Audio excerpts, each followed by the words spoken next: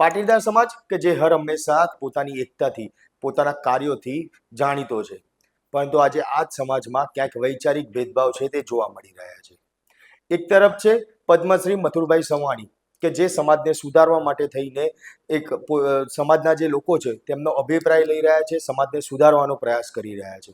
તો બીજી તરફ છે પાટીદાર અગ્રણી કે પટેલ કે જે મથુરભાઈ સવાણીના આ જે વિચાર છે તેને રાજકીય એક ચાંપલુસી છે તેનું નામ આપી રહ્યા છે.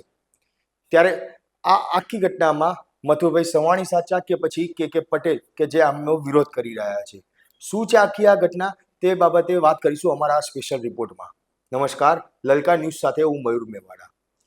પદ્મશ્રી મથુરભાઈ સવાણીનો એક પત્ર છે જે પત્ર સામે આવ્યો હતો. આ પત્ર તમે જોઈ રહ્યા છો, કિરણ હોસ્પિટલનો આ પત્ર છે જેમાં નામ લખેલું છે મથુરભાઈ સવાણી પદ્મશ્રી, જેની અંદર સ્પષ્ટ લખવામાં આવ્યું છે આપશ્રીને પત્ર. પાટીદાર સમાજે જે રીત રિવાજ કંટ્રોલ કરવા માટે બંધારણ બનાવવું જોઈએ તે અભિયાનને બહોળો પ્રતિસાદ મળી રહ્યો છે. જનજાગૃતિ અભિયાનને જન જન સુધી પહોંચાડવાનો અને આ પત્ર શેર કરો. પ્રિય મિત્રો, રીત રિવાજ કંટ્રોલમાં કરવા બાબતે લોકો શું વિચારે છે તે જાણવા માટે સોશિયલ મીડિયામાં એક વિડીયો મૂકાયો હતો. તે વિડીયો કરોડો લોકો સુધી પહોંચ્યો, કરોડો લોકોએ આ વિડીયો જોયો અને એ લોકોએ કહ્યું કે રીત રિવાજ કંટ્રોલ કરવા બાબતે પાટીદાર સમાજે બંધારણ બનાવવું જોઈએ છે. લાખો લોકો બંધારણ બાબતે અભિપ્રાયો જે આપ્યા છે તેની લાગણી પત્રના માધ્યમથી પણ રાજ્યના 1000થી વધારે પાટીદાર સમાજના સંગઠનના આગેવાનો સુધી પહોંચ્યા છે. રીત રિવાજ કંટ્રોલ કરવા માટે બંધારણ બનાવવાની સમાજના લોકોની જે જાગેલી લાગણી છે તે જન આંદોલનમાં બનાવવા માટે દરેક જાગૃત નાગરિકે ભાઈ બહેનનું કર્તવ્ય બને છે કે આ બંધારણ બાબતે લોકો સાથે ચર્ચા કરો અને 25થી 50 લોકો ભેગા મળી નજીકના સમાજના સંગઠનના આગેવાનોને રજૂઆત કરો. રાજ્યના દરેક વિસ્તારમાં દરેક પાટીદાર સંગઠનો બંધારણ બાબતે કાર્યરત થાય અને આપણે સૌ સાથે મળીને કુરિવાજોને દેશવટો આપીએ, તે બંધારણ બનાવી પાટીદાર સમાજમાં એક નવી ક્રાંતિ લાવીએ. કુરિવાજોના ખર્ચ બચાવીએ અને નાણાંના જે ધંધાકીય તેમજ શૈક્ષણિક ક્ષેત્રે ઉપયોગમાં લઈ શકાય તે સાથે સમાજને આર્થિક સક્ષમ બનાવીએ. અહીંયા નામ અને સહી કરેલી છે મથુરભાઈ સવાણી, ચેરમેન કિરણ હોસ્પિટલ. એટલે કે ખાસ કહી શકાય કે મથુરભાઈ સવાણી કે જે પદ્મશ્રી છે કે જેમના દ્વારા પાટીદાર સમાજમાં જે કુરિવાજો ચાલી રહ્યા છે કે તેમણે થોડા દિવસ પહેલા જે વિડીયો બનાવ્યો હતો, સોશિયલ મીડિયામાં લોકોને જાગૃત કર્યા હતા અને કહ્યું હતું કે જે કુરિવાજો આપણા સમાજની અંદર ચાલી રહ્યા છે, લગ્નની અંદર જે એન્ટ્રી પાછળ જે ખર્ચા કરવામાં આવે છે તે ખર્ચા રોકવામાં આવે, જે ખોટા ખર્ચા મોટી સંખ્યામાં લોકોને ભેગા કરવાના લગ્ન પ્રસંગમાં એ રોકવામાં આવે. આવા કુરિવાજો રોકવા માટે તેમને જે આ એક વિડીયો છે તે બનાવ્યો અને પાટીદાર સમાજનું બંધારણ મળે તેના માટે થઈને લોકોને આહવાન કર્યું હતું.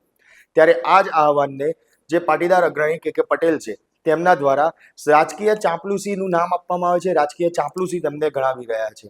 ત્યારે કે પટેલ જે પદ્મશ્રી મથુરભાઈ સવાણી છે તેમની ઉપર પ્રહાર કરતા શું કહી રહ્યા છે તે પહેલા સાંભળીએ. નહીં, એ તો એને માનનીય શ્રી મથુરભાઈ સવાણીને હક છે, મારા સમાજના છે અને આગેવાન છે,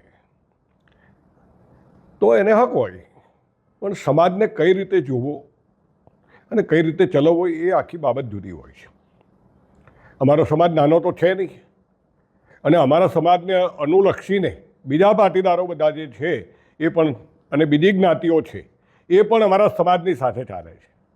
ત્યારે સમાજની અંદર ઘણા ભોપાળા થયા હોય, ઘણા ખોટા કામ થયા હોય, ઘણા ખોટા નિર્ણયો લીધા છે. મેં આમાં કીધું જ છે મારા ઇન્ટરવ્યૂમાં કે ધોળા હાથી બરાબર 2553,000 કરોડ રૂપિયાની મિલકતો આજે ભંગારમાં જાય એ પરિસ્થિતિ છે. એનાથી આમ પબ્લિકને કોઈને ફાયદો નથી થયો. શિક્ષણ, હોસ્ટેલો, બેન્કો, એટલે આ બધાથી કંઈ ફાયદો ન થાય. એટલે સમાજની અંદર નથી બોલતા ઘણા માણસો છે, એ લોકો એવું ઈચ્છે છે કે જે રાજકીય માણસો છે એને આમાં પડવું નહીં અને આની અંદર કોઈ બંધારણ વિશેની અથવા તો કોઈ સમાજના આગેવાનો વિશેની બાબતોમાં ન પડવું. અગાઉ પણ બંધારણો થઈ ચૂક્યા છે, એ બંધારણો સક્સેસ ગયા છે. એનું કારણ વસ્તુ જુદી છે અને અત્યારની પરિસ્થિતિ ફક્ત અને ફક્ત ચાપલુસીનું રાજકારણ અને ચાપલુસી કરવા માટેના જ જો નેતા બનવાના હોય તો એવા કોઈ નેતાઓની કે બંધારણની અંદર જરૂર નથી, એવું મારું બહુ સ્પષ્ટપણે કહેવું છે. ત્યારે પાટીદાર અગ્રણી કે પટેલનું કહેવું છે કે મથુરભાઈ સવાણી જે પદ્મશ્રી છે કે જેમને પોતાની વાત રજૂ કરી, પોતાનો અભિપ્રાય છે તે રજૂ કર્યો, તે યોગ્ય છે, પરંતુ સમાજે તેને કઈ રીતે જોવું એ એક મોટી વાત છે. સાથે સાથે જે પ્રમાણે મથુરભાઈ સવાણી બંધારણને બદલવા માટેની પોતાના પાટીદાર સમાજનું અલગથી બંધારણ બનાવવાની જે વાત કરી રહ્યા છે, તે રાજકીય ચાંપલુસી કરવામાં આવી રહી છે તેવા આક્ષેપ છે તે પણ મૂકવામાં આવી રહ્યા છે. અને આ માત્ર એક પાટીદાર સમાજની વાત નથી, પરંતુ તમામ સમાજો, ચાહે ઠાકોર સમાજ હોય, પાટીદાર સમાજ હોય, રબારી સમાજ હોય, બ્રહ્મ સમાજ હોય, તમામ સમાજો અત્યારે હાલ પોતાની સમાજમાં ચાલતા જે કુરિવાજો છે તેને બદલવા માટે થઈને જે નવા બંધારણ છે, પોતાના સમાજના જે બંધારણ છે તેની વાત કરી રહ્યા છે. તેને લઈને જે દરેક સમાજના લોકોએ પોતાની જાતે પોતાના સમાજના નવા બંધારણ છે તેની જાહેરાત પણ કરી લીધી છે.